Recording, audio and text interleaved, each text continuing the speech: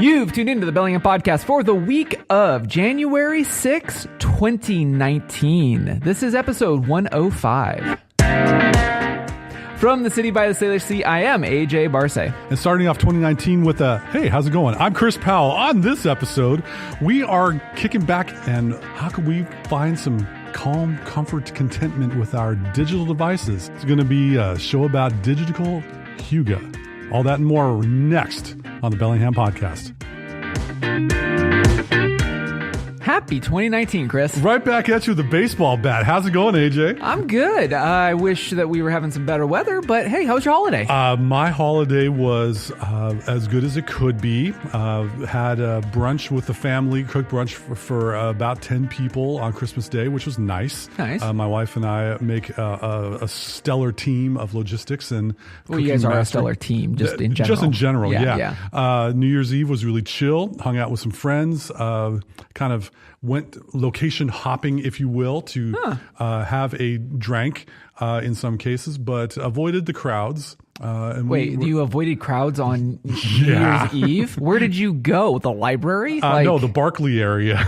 Barclay was dead, really? Not much going on in Barclay. I love our village. Well, other than the movie Monstrosity. Well, yeah, true. Everyone, but that was indoors. Gotcha. But as far as like the venues of drinking establishments, there wasn't that much going on, and that's totally cool. How about yourself? We stayed in low key. It was the trio of us. Yes. So my little one's first like real Christmas thing. So we were just at home and practicing some Hue-guh, just being subdued and chill, man. Because like I hate going out on New Year's Eve. Really? Okay. And it's just not my scene. So let's go back to the previous episode 104. AJ Barce. Previously on the Bellingham podcast. Did you get the watch roll from your wife for Christmas? No, I was naughty. What? Yes. So funny enough, so the entire holiday, so I took some days off from work and stuff. So I had a longer holiday, which was nice because we didn't do much for presents. We kind of embraced more of the minimalist tradition of Christmas. We didn't do the whole, like, I got her a gift, she got me a gift type of thing. No, we actually made each other gifts type of a thing. And then I asked her, I was like, honey, have you listened to the last episode? And she goes, no, why would I have listened to the last episode? And I'm like, you always listen to our show. She goes, yeah, you're home.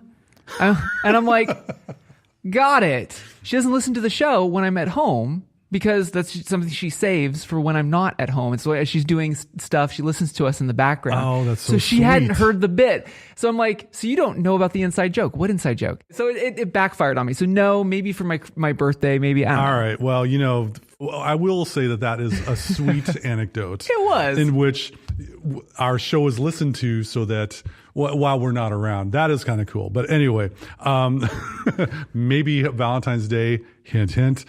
Maybe St. Patrick's Day. Hint, hint. Maybe Easter. Oh, or maybe. Memorial Day or something like that. Anyway, let's move on. We got to talk about... So if you're in the Bellingham area, you might be listening to us on KMRE 102.3 FM. Low power that we always talk about. Yeah, community radio here in the heart of the city of subdued excitement. And in that very same city of subdued excitement, there are several publications in this area. What the kids call magazines. Magazines. Yes. And if you go to your favorite newsstand here in the 98225, 6, 7, 8, 9 area, you will know this publication called Bellingham Alive. And if you were to go to, I think, page 25, 6, 7, 8, around in that area, approximately, you will notice that the editorial staff has what's called their Fave Five. And charting on the number 1 of that Fave Five is... Best Podcasts. Bellingham podcast. That's right. So we're in the Fave Five of Bellingham Alive for their podcast. And a wonderful thank you to the Bellingham Alive magazine and all those that are involved with that for giving us a nice write-up. Yeah, much cool. appreciated. That much was appreciated. Cool. And you can also read about the other podcasts that are here in the city of subdued excitement or in our local area because there are some other independent media creators like us. So if you're looking to tune into other stuff, take a look at the Bellingham Alive article and see what their Fave Five is. Fair enough. So let's recap from a previous episode where we had words of note. Previously on the Bellingham podcast. That's right. So we did an episode on the word Hue-guh, which is a Danish term that describes a feeling of cozy contentment and well-being through enjoying the simple things in life. It could be a warm beverage. It could be a fire in your fireplace in your home, not one that's raging out of control. It could be a cozy blanket or other things like that. Gives you that warm, cuddly feeling inside. And we had a pretty good, I enjoyed that show. That was fun to talk about. But that was more analog. Yes. Now we're going to flip it and talk about how can we find that cozy contentment? Yes. Or even can we? Right. With our digital devices and technology. Right. And also with the term of Hue-guh, like if going to the Danish roots of it, they also stipulate like because of their culture and the fact that it's, pretty cold year round in that area. That's why they seek out that coziness, that warmth, that contentment from, the seas and the snow, as it were. I found it also interesting that they also loop in friends with that. So being with a group of your friends and sharing in that experience of Hue-guh is also part of their culture around that word. All right. Which is interesting because the reason why I bring that up now is our digital devices are supposed to help connect us, but as we talk about, do they? Like, it's not in the same way of like if you and I, like if we're not recording, like we go and we have a beverage of caffeinated delight in our cafe, that's vastly different than when I text you. Yes. Even though they're both communication and we're both sharing information or whatever is going on, but it's different. And maybe that's what we're going to kind of harp on a little bit here with our digital devices is our digital devices sterilizing that Hue-guh effect? And the things we carry with ourselves on our person every day, our phones, our tablets, our laptops, and at home, our desktop computers, depending on where you may be. How is that impacting these relationships? How is that impacting our enjoyment and the overall happy feeling we get inside and the things we see in those screens? So I'd like to start off, at least now that we've recapped what Hue-guh means, for those of you that missed that episode, there you go. Let's talk about what digital Hue-guh isn't. And I'll go first. So during the holiday season that just passed, there was a company out there that you may be familiar with. They're called Vitamin Water.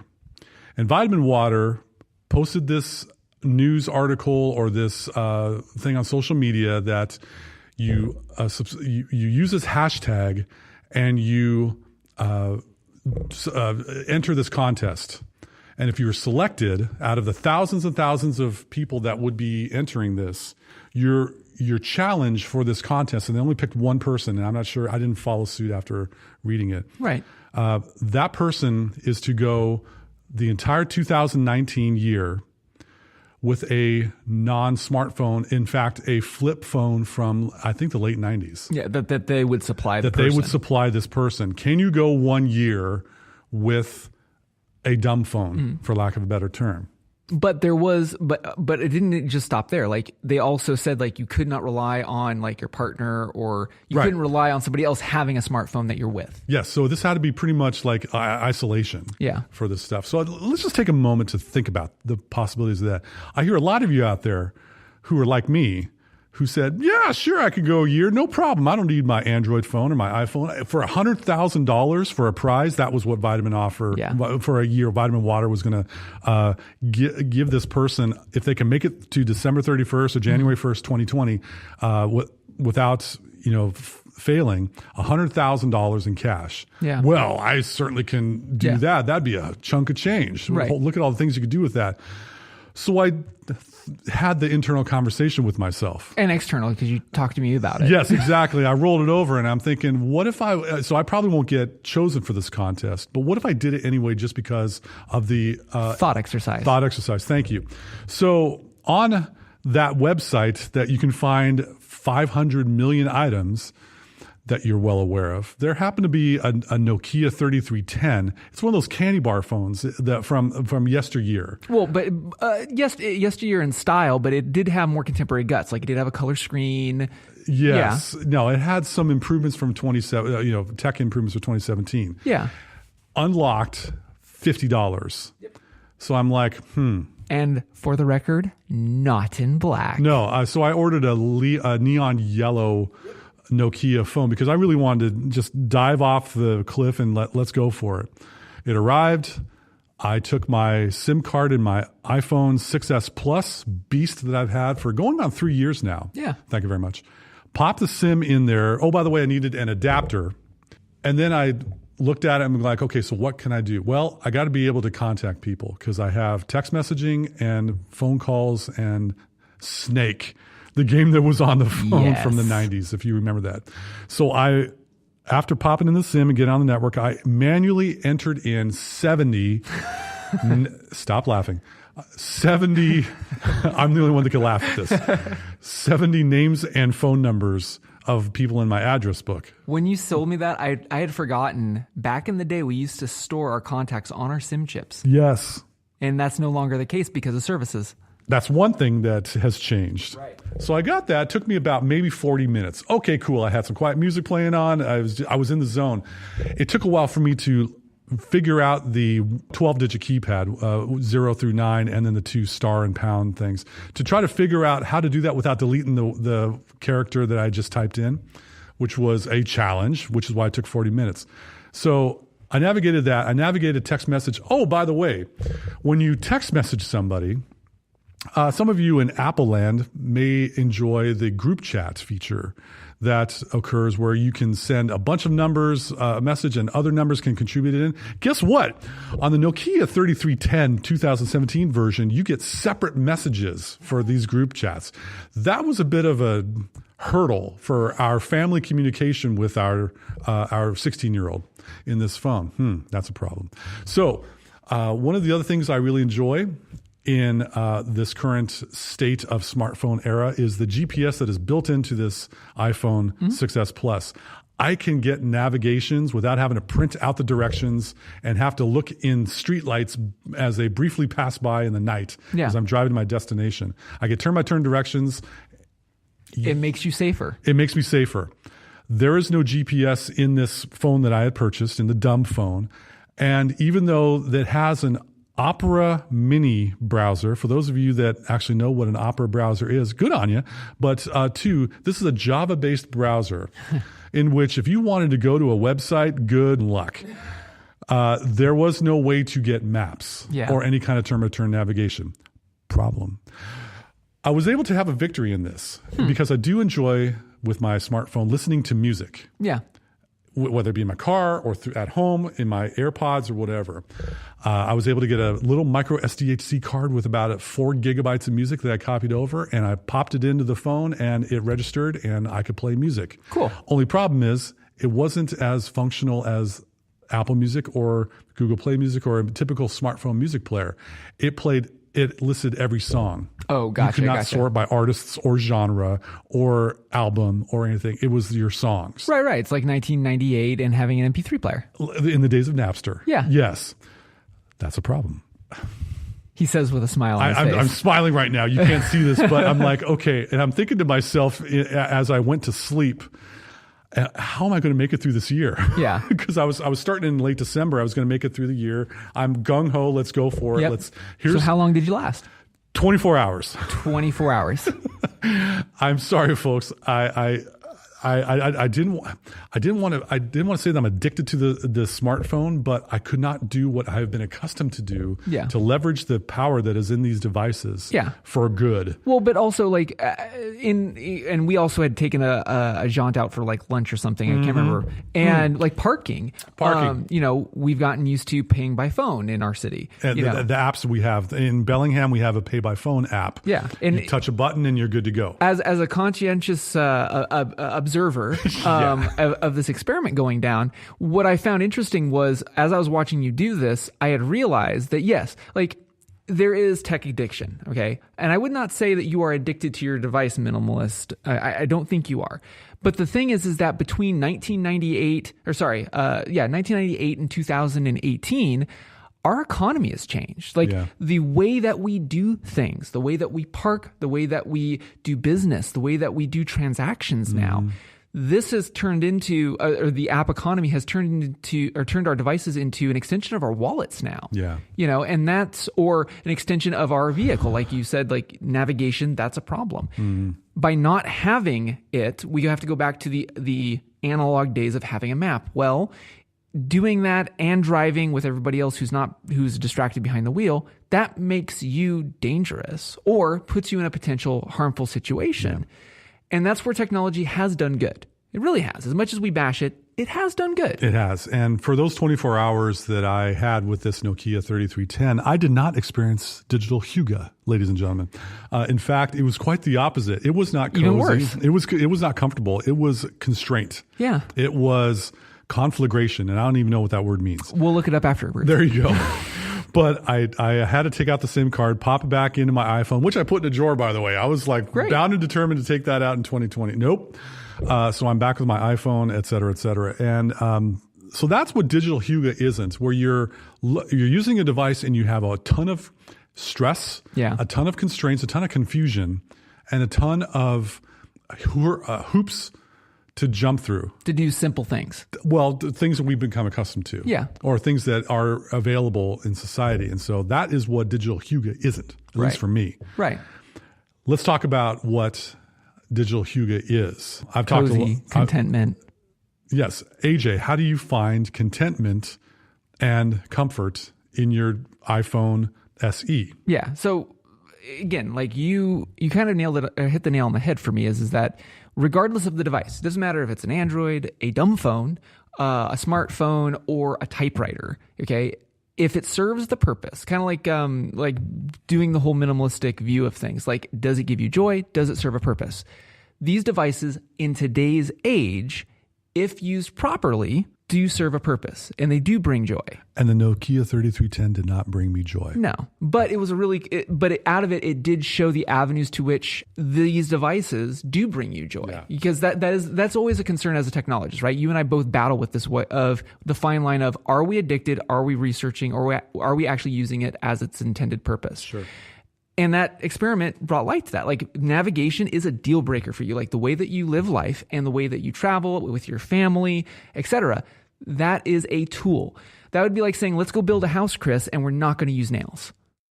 Yeah, but we have another version that they use like some other kind of thing from the 4th century. Right. We're going to go back and we're going to hand forge every nail. You go, yeah. You know, like why? Like that technology is an incremental progress of humanity. Sure. Like we it's a tool.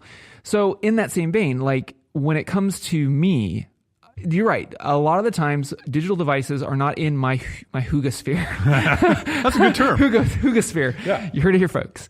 So when I do use my digital devices, so for instance, I use a Kindle. Like originally I'd gotten a Kindle for my wife because when she was breastfeeding, it was you grab it in low light, you can turn up the screen, and she could read as she was taking care of our child. And out of it, I full disclosure, I have a little bit of a crush on the technology that is e-ink. Electronic ink, because it helps the environment. It helps cut down clutter. I think it promotes minimalism because that is the one thing that anybody will tell you. Like if you like books, that is one of the hardest things to get rid of if you are trying to investigate minimalism is you love your books. And I got over the hurdle a couple years back of that where it's not as much as I love my books, I love the stories in them. And I had to really wrap my head around that. I'm buying somebody's story. The delivery method happens to be on dead parchment that came from the ground of a tree. Once I got my head around that, I think I'm better of that because we have more space. I don't have to have a worry of, where is it? Because it's just on, as long as I can get my Kindle, it's there. Oh, AJ, do you get those pop-up ads on your e-ink Kindle? No, that is something that I'm glad that you point out. Like I do like the Kindle because it is a monotasking device. Mm-hmm. Even though it does have a browser. You want to talk about bad browsers. Oh, jeez. Don't get us started. But no, like when I read, I don't want a distraction. And if I read on my phone, which I do, I read an app called Watchville, which basically is an aggregate of all of the watch-related and horological sites. Typically speaking, like you have to be connected to the internet, so I am on the internet, but I will turn off notifications. Basically, I have Do Not Disturb mode on as I am reading my stuff because I do like the experience of being in front of a delivery mechanism, whether it's paper or a color screen in cases of like gorgeous articles like Hodinkee, or just a simple e-ink display that has weeks of battery so I can read a really good story. Excellent. The only other thing that I wanted to throw out is for writing. So I don't know if anybody listening to us knows this about us, but we're not really a fan of Microsoft Office. No, we're not. Moving on. But as content creators, you and I do a fair amount of writing. Absolutely. And one of the things that I prefer to do when I write is use an app that I've used since my graduate school days, which is OmmWriter. I think it's made by two guys, OMM Writer. They epitomize the closest thing that you can do digitally as you can writing on a typewriter. It basically blacks out your screen so that it's a full screen graphic, or it can be just a white screen if you chose, or a colored screen. And you can choose a basic font. You have some ambient music in the background, and you don't see notifications. That notifications bar on your Mac or PC gets covered up, and it forces you to just look at that blinking cursor, and you have a word count, which I appreciate, character count, and you just focus on what the task is. Again, it's kind of breaking us away from multitasking and getting us back to, what are you trying to do? What are you trying to enjoy?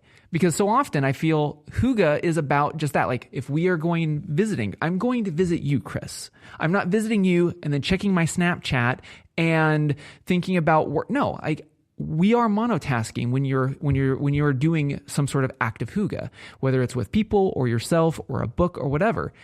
And our digital devices inherently, because of economy of scale, has promoted multitasking. Yes, with notifications and other, which creates distraction, which keeps you away from the Hue-guh. Yes, exactly. I love both those. I applaud what they are doing, because they're getting you a chance to have focus. Yeah. And with focus, I think without distractions are not happy distractions in a lot of ways. Most of the time.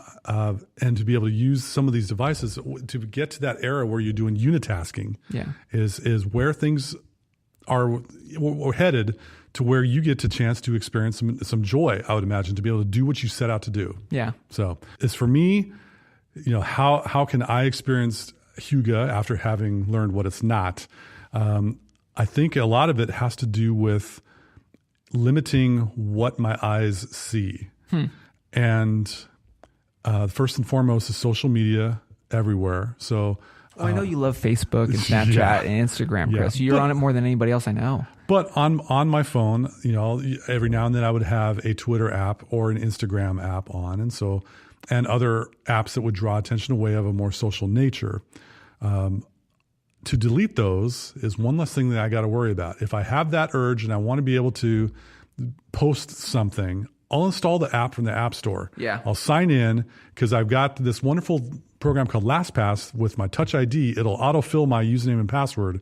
Get you back up and running. Get me back up and running. Another thing that I'm finding right now is, and this is kind of like a New Year's checkup, right around New Year's Eve, before we went out to hang out, I had a little bit of idle time, and the thought had popped in my head, the subscriptions that I have. Yeah. Mainly through, so I have an iPhone and an iPad. Those are my two computers that I have. That's where. What annual or monthly subscriptions do I have? And so you can go in through the iTunes program or in through your Apple ID and see what you're currently subscribed to. Oh, guess what? I realized that I had an annual subscription of $40 to a particular app, which I'm not going to name because I don't use it, or I did not like it, but it was still scheduled on January 4th. Huh. So I had 5 days before that would kick in. And oh, by the way, in Apple Land, they don't give you refunds on your subscriptions unless you really find a way to beg and plead. Really? Yeah, I've been unable to find a way to get my money back from an annual subscription after a trial. I paid for it, and 24 hours later, I can't get my money back. Right. Okay. So I see. So that's one thing to keep in mind as you were thinking about what is on my phone, what is on my tablet, what am I subscribing to on my computer. Subscription creep is the term that I call it. It just kind of grows and grows. Yeah, you heard it here first. Hue-guh and subscription creep. I like it. That's right. Another way that I'm able to experience that comfortableness, at least when I go to my phone, I've eliminated all notifications. I go into the settings and I go to the notifications and I turn off all of them except for messages, like text messages, right, for your and familia. Phone calls. And so any talk or text, sure, I'll get a notification, but I have the sound turned off. And that's a way that I'm able to limits the amount that I'm looking at my phone. What is it now? Oh, there's a news update in Apple News app. No, thank you. I've disabled all that. So that helps out as I'm trying to better my relationship with the device that's in my back right pocket for all you pickpocketers out there, with my phone. And then the other process whenever you go into a room and clean out a whole lot of clutter, or go into your closet and clean out a lot from your wardrobe, there may be a place where you're kind of like, I get that same feeling when I delete apps off my phone. Yeah, same here. And so when you go to see, like, you have 4 pages of apps that you're swiping through and you're really not playing this one game that you tried out because you had a really antsy 5-year-old that wanted to be pacified for a while. Valid. I'm not going to play that game. I'm going to delete it. If you were to take that mindset and just take an audit of all the applications you have, usually involves a long press, whether it's Android or iPhone or iOS, and then hit the X or drag up to the remove or uninstall portion on your phone, you can eliminate that from your life. Yeah. That can add joy to your life with less to have to be concerned with, or the lack of data or notification interruptions you might be incurring. In that same vein, and I don't know if it's on Android, but on iOS, since I think iOS 10 or 11, I don't remember, there's a feature called Offload Unused Apps. And that's what I typically use because of our work. There are apps that I have to throw on and throw off because it's like I use it for a specific task, and to configure it back up is really a pain.